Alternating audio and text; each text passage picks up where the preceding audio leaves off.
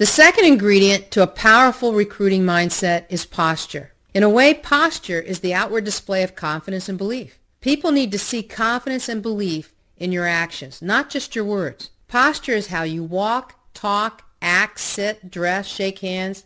It's how you handle yourself. Do you exhibit confidence and belief on the outside? It is how people see you. You need to become who it is that you want to be. Are there confident people you can emulate? Who is it that you admire the most? Who are the people you want to be most like? Self-image is how you see yourself. Self-esteem is how you feel about yourself. Posture is how it appears on the outside. Those things will determine if you move ahead in your career, and those things are things you can change. They don't have to hold you back. You can change them. When I first got into network marketing, I was pretty young, so I started to mentally work on myself. I pretended that I was the president of the Chase Manhattan Bank. Now, I thought, how would the president act? Walk, talk, dress, shake hands. What would be their posture? How would they carry themselves? How would they control a conversation or a meeting? So I worked on those things, and you cannot believe how well I came across. In fact, I felt like I could apply for an Academy Award. Napoleon Hill said, whatever the mind can conceive and believe, it can achieve. That means if you can conceive in your head and believe in your head that you are that person, you can become that person. You can achieve that goal. Suppose you went into a job interview and it was a job you really wanted. Say it was with a Fortune 500 company and you thought, if I could only get that position, if I could only get that job, I would be so happy.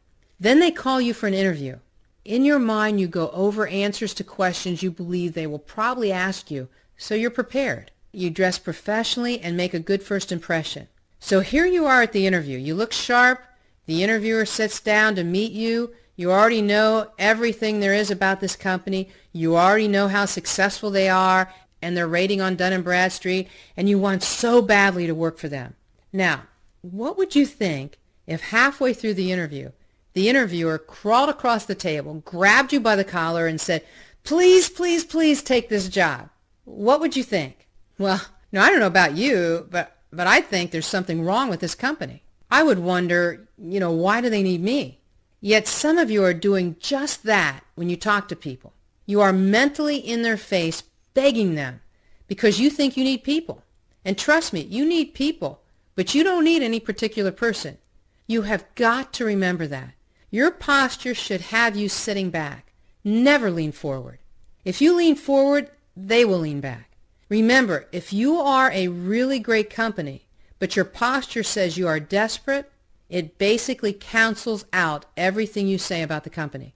If you lean forward and try to sell your company, it makes them question all the good things you said about the company previously. This is a good reason why not to go full-time too soon.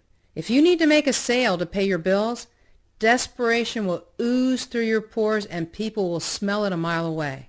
Just remember Michael Dell. Once he had confidence and belief on the inside, his body language exhibited confidence and belief on the outside. His posture was that of someone who knows what he can do, knows what he has, and knows where he's going.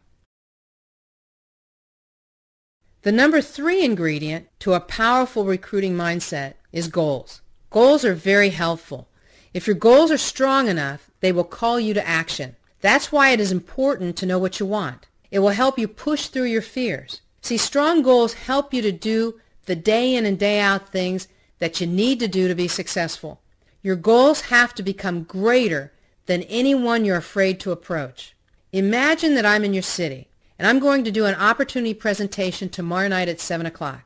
It will last approximately 30 minutes, and it will be very professional. What if I told you that for every person you bring through the door, I will pay you right on the spot $1,000 in cash? That means if you have 10 people there, I'm going to put in your hand $10,000 cash. Nice, crisp $100 bills. Do you feel a little call to action? Do you feel motivated to pick up the phone? I know you'll be creative. You'll probably say to someone, if you'll be there tomorrow night, I'll pay you $500.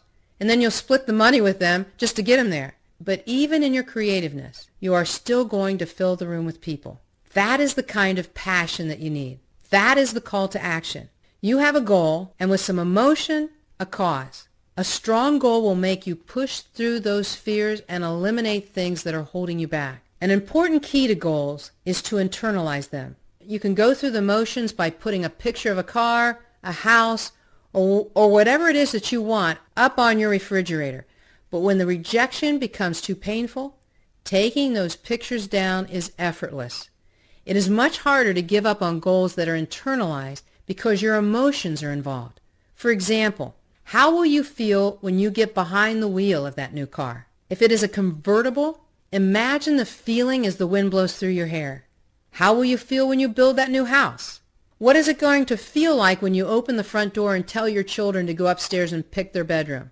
How will you feel when they call you on stage and recognize you for your accomplishments? Imagine the accolades coming from the audience. Do you notice how the leaders of the company, who you have admired from afar, are standing and acknowledging your courage? How will you feel when the top achievers open their arms and welcome you into their ranks? Even your peers are standing to show their respect for all that you've accomplished. Everyone is so proud of you. How will you feel when you silence your critics, all those people who told you it wouldn't work? How will you feel when your parents and your siblings beam with pride over your success? Can you remember the names of the people who said no? I don't think so. Your feelings and emotions about a goal will drive you much further than any material goal by itself. Life is too short to have small goals. Would your goals excite me? Would they excite others? This is too important to not spend the time to get a clear vision of what you want. Which brings me to the fourth and final ingredient, vision. In this section, I'd like to talk about two different visions. First, the vision you have for where you want to go and how you want to live your life. And second, the vision you have of your opportunity. First of all, the vision you have for yourself is a lot more complicated. It is the ability to project the way you want things to be into your present. It revolves around the law of attraction, which is as real as the law of gravity. You will attract like things. If you are happy, you'll attract more things that make you happy. If you're negative, you will attract more negative. If you socialize with negative people, you will become negative. If you socialize with positive people, you will tend to be positive. I learned early in my career that if I wanted to succeed, I needed to learn from the people who were where I wanted to be. I was told to emulate them, and that if I became them on the inside, did what they did, read what they read, listened to the things they listened to, I would eventually become them on the inside. I was told to keep a vision book with pictures of how I wanted my life to be. And like a movie, I needed to play those pictures in my head over and over and over again, many times a day. It was as if I was playing a game with my mind, pretending that that was my life now. It's not easy to do, and it's not easy to tune out the present and live in the fantasy of the future. But I will tell you, as bizarre as it sounds, it is the secret of many of the world's wealthiest people. They developed a strong vision of what they wanted and what they wanted to happen, and in time, it came to pass. This is an area worth studying if you are serious about being successful. Becoming a master of your own vision will make you all-powerful. Everything will become possible for you. As for the business, your vision of how you see the business in your head will be critical as well. And it'll be critical in how you convey your business to other people. Some of you have the vision in your head that this is the kind of opportunity where you're looking for people to work for you. You're looking for people to make you money. You're looking for people that you can sponsor that will be under you. You know, I've had people say to me, Paula, how many people do you have under you? I tell them that unless I'm standing in a cemetery, that there's no one under me. The truth is that every business I have ever been involved with, I have outgrown my sponsor, and I've even outgrown their sponsor. This is not some kind of hierarchy where there's someone always over you.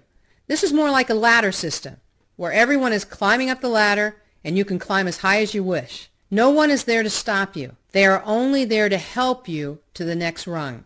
When someone asks me if this was like a pyramid, I tell them maybe in structure like churches, school systems, governments, and corporations where you have a CEO, the president, upper management, middle management, and so on.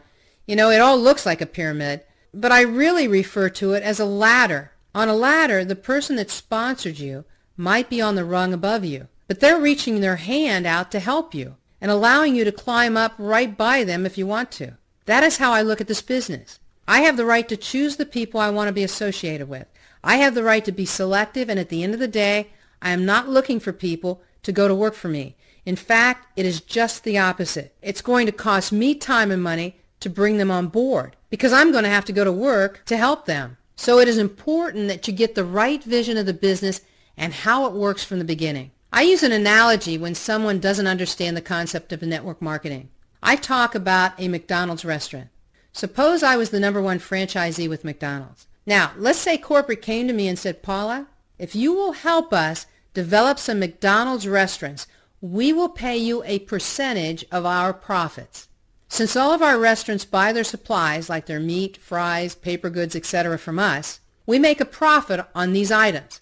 We will pay you 6% of our profit out of our pocket for every McDonald's you develop. Therefore, the more successful the McDonald's, the more supplies they're going to be ordering from us, and the higher the 6% commission will be for you. So, let's say I develop 10 McDonald's, and you're one of them. You're going to be excited to have my help because I'm already successful. So I'm going to come into your McDonald's, roll up my sleeves, teach you how to fry the hamburgers, run the cash register, clean the toilets, and build a successful business. It is not costing you a penny. And because you're getting the best person to help you, you're almost guaranteed success. What do you care if corporate is willing to pay me 6% of their profit? It's not coming out of your pocket. So you and I are going to build a great relationship. In fact, we're probably going to become very close. In return, I'm going to have an ongoing, reoccurring income. And as I come up with ideas, I'm going to share them with you in order to advance your business even further. So needless to say, you are going to be excited. So I teach you everything I know, and you become a successful franchisee. Now, let's say you decide that you'd like to have the same opportunity with McDonald's. So you ask McDonald's if they will pay you 6% for any McDonald's you establish. After all, you know everything I know. They say absolutely. Not only will they pay you 6%, but they also feel obligated to me because they feel if it wasn't for me, you wouldn't know all that you know. So out of fairness, they decide to pay me 3% of the company's profits as well. Now, instead of building 10 McDonald's, you build 20 McDonald's and become more successful than me. And I have to tell you, I'm excited for you. But I'm also excited for me, since I'm making 3% on those 20 restaurants. In fact, I'm actually motivated to help you build those 20 McDonald's because it is to my advantage that they succeed as well. So not only will they have you to help them, they will have me too. That makes their chance of success even greater since they have both of us. I have told this story to people and they say, is that what network marketing is? What a great concept. What you need to understand is that that vision is exactly the way I see it in my head. Because that is the vision I have in my head, it is hard for me to convey it any other way. So when you get it right in your head, the recruiting process just flows.